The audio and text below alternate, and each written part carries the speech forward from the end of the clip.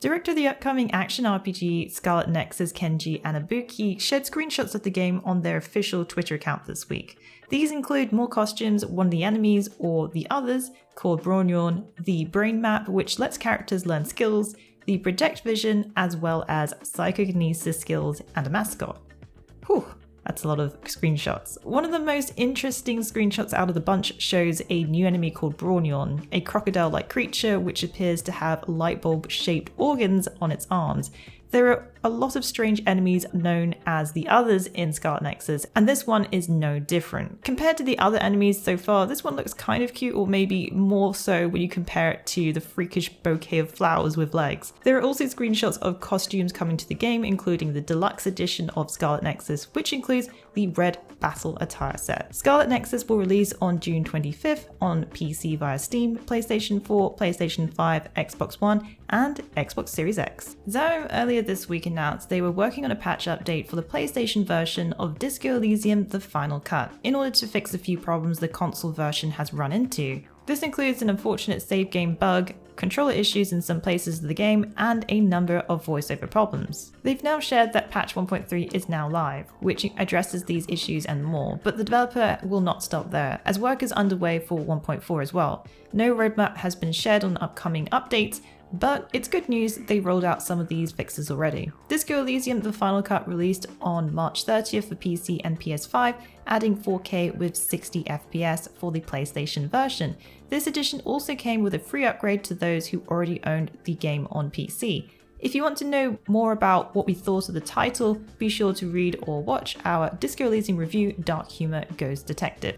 It's official, an upgrade patch for the PC Steam version of NieR Automata is underway. If you've ever played the Steam version of the game, you'll have noticed a number of frame rate issues plaguing this version. Recently, a PC version of NieR Automata was released through the Microsoft Store and Xbox Game Pass as a new port, which fixed a number of issues that currently exist in the Steam version. These fixes have yet to make it over to Steam, but news that is in development is good to hear. Further details will be announced about the exact fixes and improvements that will be coming to the Steam version. While there are fan-made mods to help with these problems, an official update would provide a better experience for fans, especially if it comes straight from the developers themselves.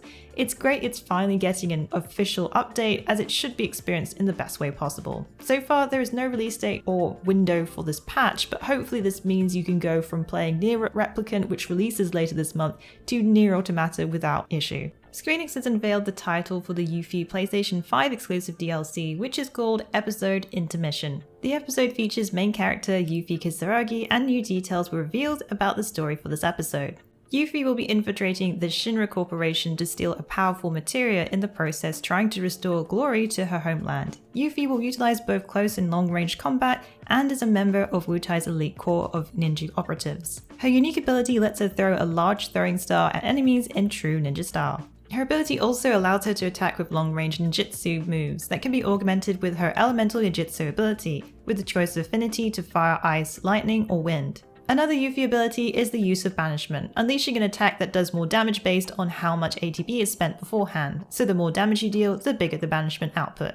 There is also the ability Windstorm. Yuffie can create a gust of wind that damages nearby enemies and launches them towards her. Recently, it was also confirmed that the Final Fantasy VII Advent Children movie will be getting a remastered version in HDR 4K, releasing on June 8th, a couple of days before the launch of Intergrade on PlayStation 5. Final Fantasy VII Remake Intergrade is available for pre-order and will launch on PlayStation 5 on June 10th. NieR Replicant 1.22 will be a shiny new experience for those new to the game, but will also have something for fans who have played the original. Square Enix have shared that there will be content that didn't quite make it into the original version, which follows instead what producer Yusuke Saito calls Dad NieR. Speaking with PC Games N, Saito shared that there will be extra story sections that didn't quite make it into the original, and a heart-endingly sad but unbelievable powerful new boss. If you're a fan of NieR Automata, you're in for a treat, as there are plenty of links to the game, plus something to do with characters from the original game.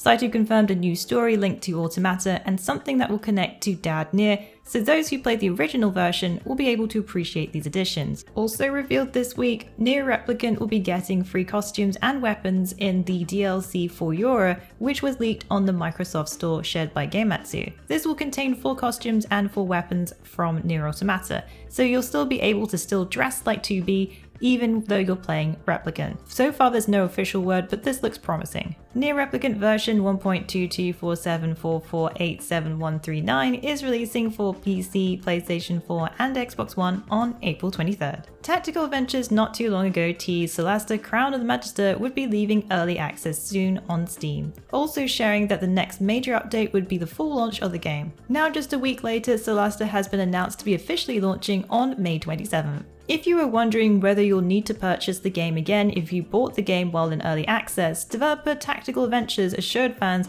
in their latest Steam post you won't need to purchase anything further, you'll be prompted to update the game once the patch 1.0 releases. The developer also outlined the game will roughly contain around 40 hours of gameplay, which includes side quests, but it will really depend on your playstyle. The level cap will also increase to level 10, but there are no future plans for further levels, as this would cause longer development time, also drawing more time and money to implement new and higher CR monsters.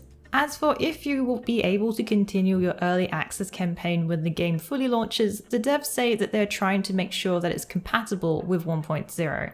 If you were hoping for further content to be added post-launch, Tactical have already stated they don't plan on adding more content to the campaign, but will work on bugs, balancing issues, or popular improvements requested by the community. Solasta Crown of the Magister leaves Steam Early Access on May 27th. It is currently available on Steam, priced at $39.99 USD. Developer Larian Studios has rolled out a hotfix this week to help those who have angered the RNG gods, with further improvements to loaded dice. Larian implemented the optional feature of loaded dice rolls in patch 4.0 for Baldur's Gate 3. However, players were expressed that they didn't feel that the RNG was still fun for them and it was causing a lot of woes. So now the developer has introduced a hotfix to help increase hit chance if you choose to play with the loaded dice option. However, loaded dice will only affect the RNG of rolling characters' favor for now, affecting both NPCs and enemies. This feature is optional, so it can be turned on and off in the gameplay settings. In case you missed it, Baldur's Gate 3's major patch 4.0 landed in February featuring Nature's Power, adding the Druid class to the game, which is currently in early access. If you're wondering whether jumping into early access is right for you, you should check out our video, Baldur's Gate 3 Early Access First Impressions.